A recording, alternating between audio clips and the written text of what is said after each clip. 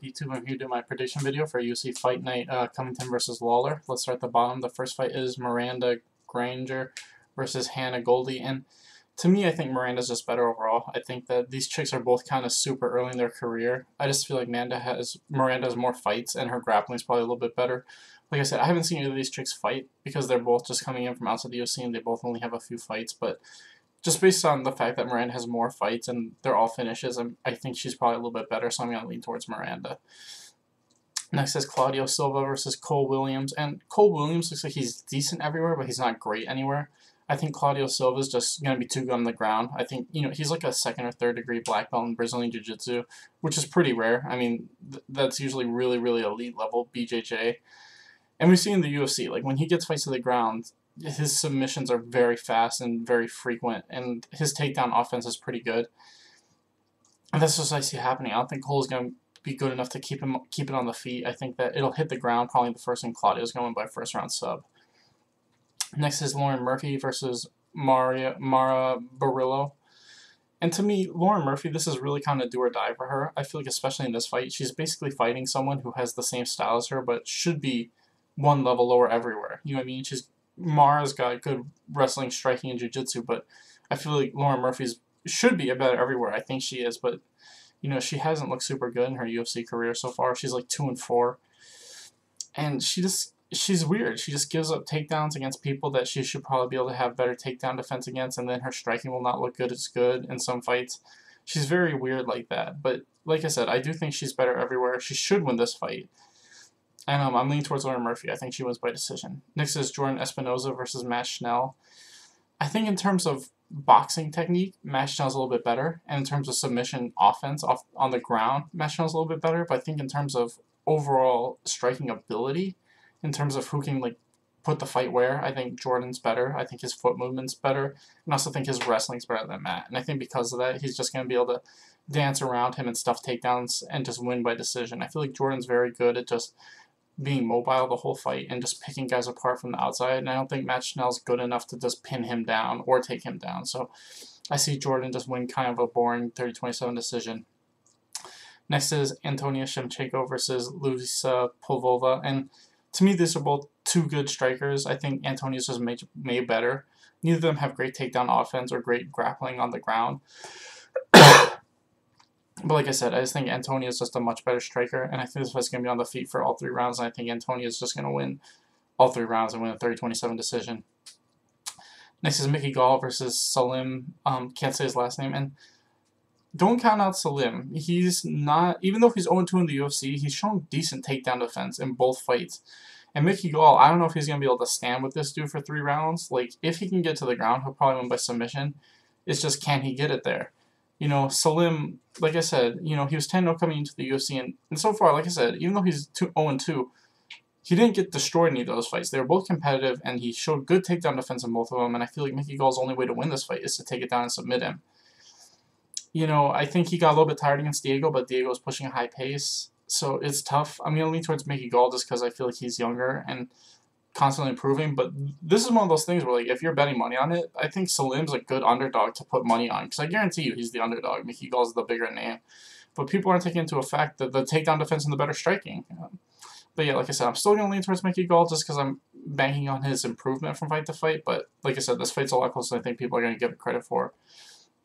Next is Darko Stonic versus Kennedy. Can't say his last name. Both these guys are good strikers.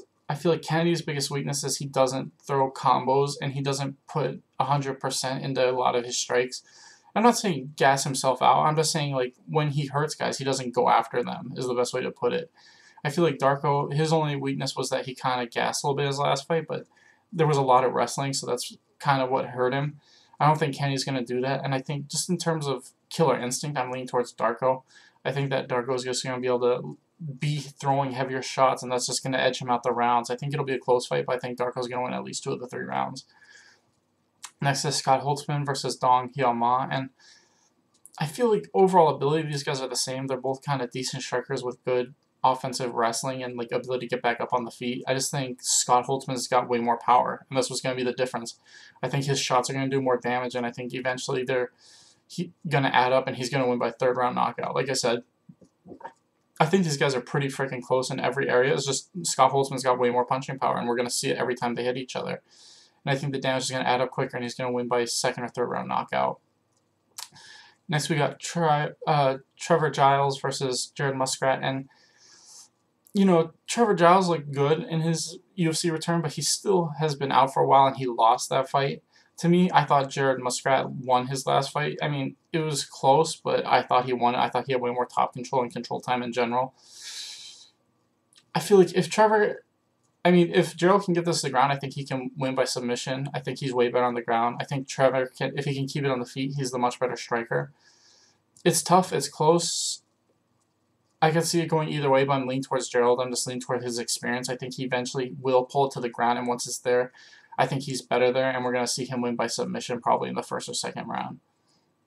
Next, we got Joaquin Silva versus Nasrat Hazarpat, and to me, I feel like Joaquin's the much better fighter overall. I think that striking-wise, they're probably about even. Nasrat just hits harder.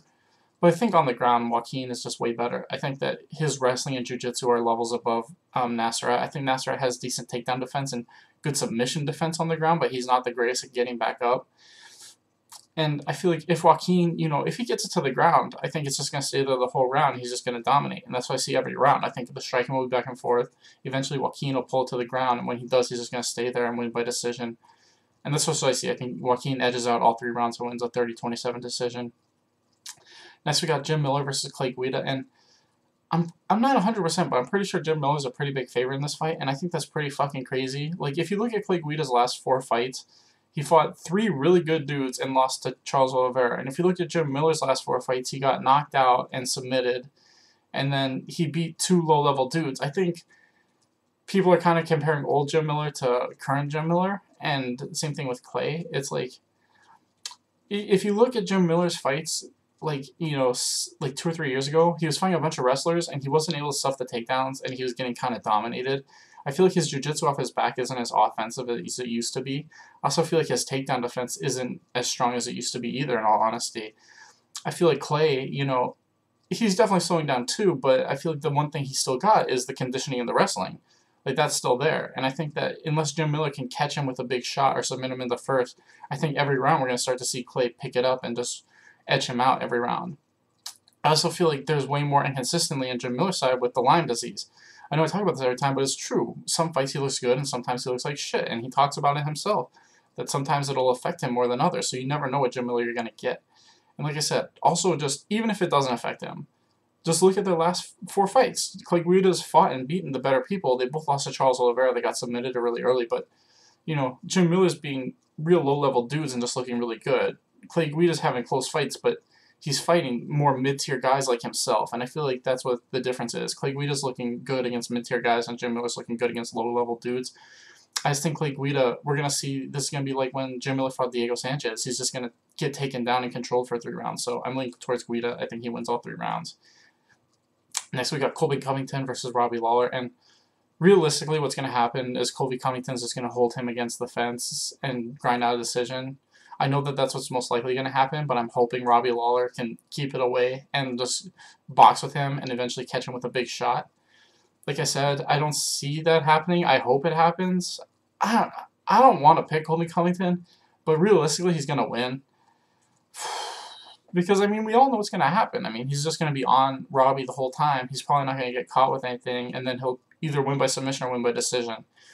You know, he's younger, and the way he fights has always been kind of a heel for Robbie Lawler. He has a hard time fighting guys that are super good grapplers. I'm still going to pick Robbie Lawler. I know I'm probably going to get it wrong, but I just hope he catches him with a big shot early and knocks him out. He absolutely can. Robbie Lawler is definitely the much better striker. He definitely hits way harder. But like I said, realistically, Colby Covington is going to do to him what he does to everybody else. I mean, it's just like Usman. I don't know why people are so down on these 2 guys. It's like, they're obviously going to be the next 2 guys that are fighting for the belt nonstop with each other. They're going to have a trilogy. You know what I mean? They're obviously the 2 best guys in the world at this point. They're not invincible, but just the way they fight, they can beat almost everybody they fight. I'm hoping Robbie wins, but realistically he won't. Still going to pick Robbie Lawler winning by first round KO. Anyway, thanks for watching, guys. Please like and subscribe.